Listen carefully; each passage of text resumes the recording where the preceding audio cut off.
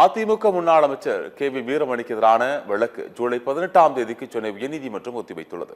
2021ஆம் ஆண்டு சட்டமன்ற தேர்தலில் திருப்பத்தூர் மாவட்டம் ஜோலார்பேட்டை தொகுதியில் அதிமுக சார்பில் அக்கட்சியின் முன்னாள் அமைச்சர் கே.சி. வீரமணி போட்டியிட்டார்.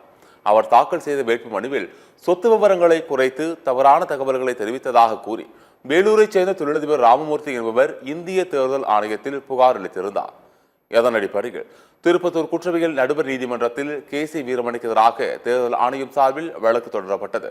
இந்த வழக்கை ரத்து செய்ய கோரி முன்னாள் அமைச்சர் கே.சி. வீரமணி சென்னை உயர்நீதிமன்றத்தில் மனு தாக்கல் செய்தார். இந்த வழக்கு சென்னை உயர்நீதிமன்றத்தில் இன்று மீண்டும் விசாரணைக்கு வந்தது.